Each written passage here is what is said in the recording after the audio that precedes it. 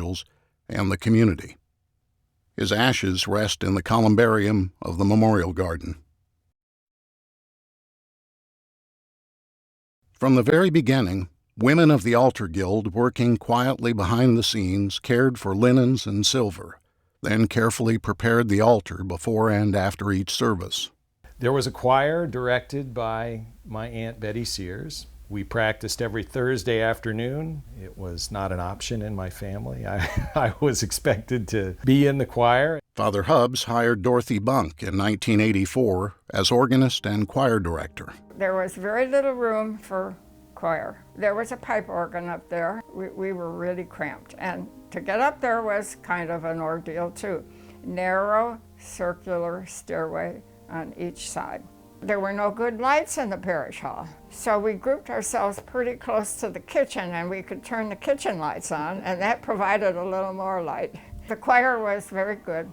We sang a cappella, whatever needed to be done. There were a lot of preparation and decoration going on for Palm Sundays. We would actually go out with our fathers and cut palm fronds that would then be brought back to the church, and the ladies would then make the crosses for Palm Sunday, decorating the church for Christmas, and we had all this preparation and anticipation of what was coming. I remember Easter's and Christmas though. Easter, we'd always have Easter egg hunts, and you know, back then I think we used to even wear lace in our hair or hats and gloves. Worship services were added as the congregation grew. There was an 8 and a 9:30 and an 11. So over the course of the weekend, he did 4 services. The second and fourth Sundays at 9:30 were morning prayer, not Holy Communion. A lot of people went because they liked the guitar and they liked singing along to the guitar, but that was generally the 5 o'clock service. The church's nave, as originally built, seated 70 people.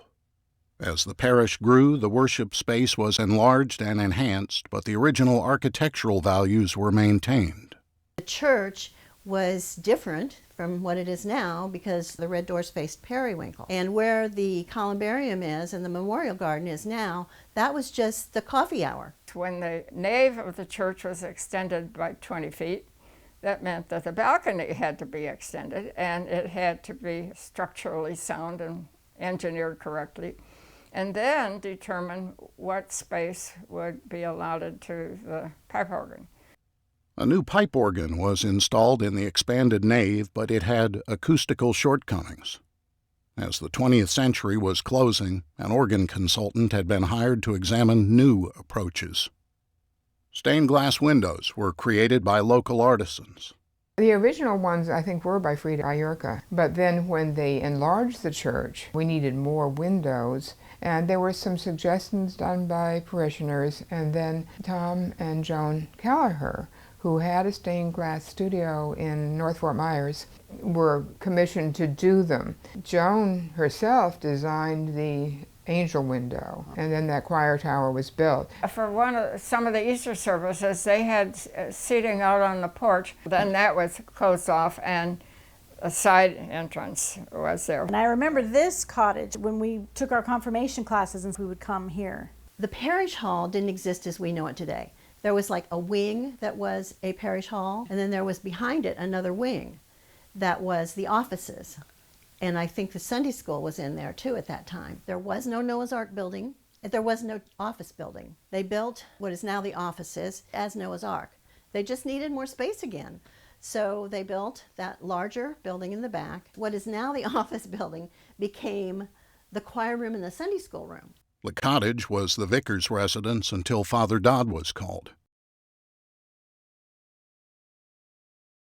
Breaking bread together has always promoted fellowship and provided an opportunity to reach out to the wider community.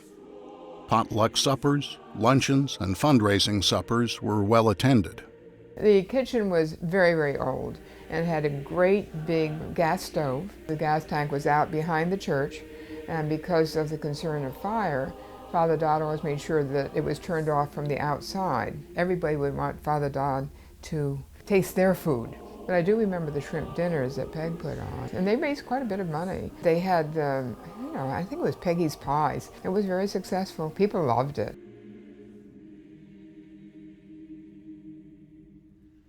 Women of the church, later the Episcopal Churchwomen, or ECW, were active in fundraising through sales from a thrift shop started in 1963.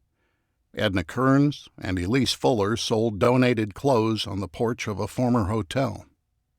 In February 1968, the St. Michael's Church thrift shop, named Noah's Ark, opened its doors in a new building on church property. At first, 8 volunteers kept it open on Thursday afternoons and evenings, and it generated about $70 per day in sales.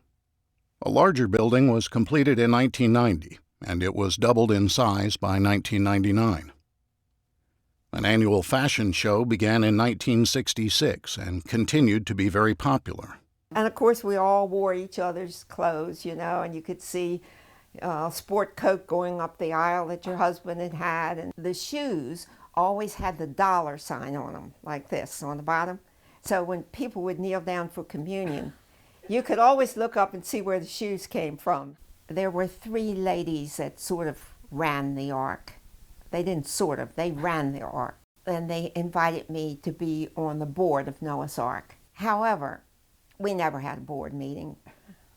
Not once. And I realized that I was just a token because I was only 45 at the time. But they continued to run the Ark in their own way, However, they worked hard. When Father Madden was vicar, he would arrange to take clothing from Noah's Ark for needy people. If people couldn't buy clothes and things, like for instance when school opened, he would just, if there were clothes in there for children, he would just get the clothes out and put them in boxes and bags and put them in his car and take them over to Harlem Heights and just give them away. By the 1990s, Noah's Ark had become for many an island institution.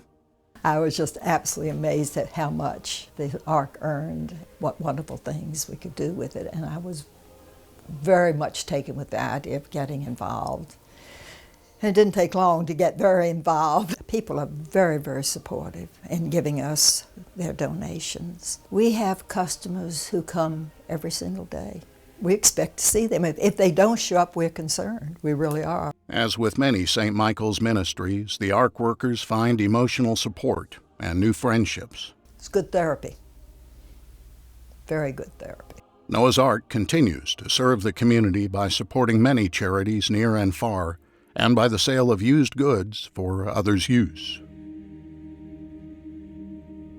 It was also a sense of family, those activities that bring people together, on a one-to-one basis. And I think that fellowship is as equally as important as the services that are held on Sundays. It was just a feeling of a small family, really, at first. And even though some people left during the summer, this little small basic group kept things going.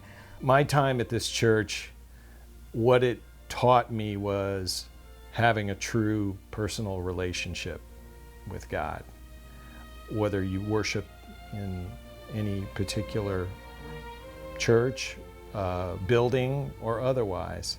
But it was such a positive experience. There was such unity in the community and unity in the parish, and all of us children, just about every child that I knew on the island belonged to this church.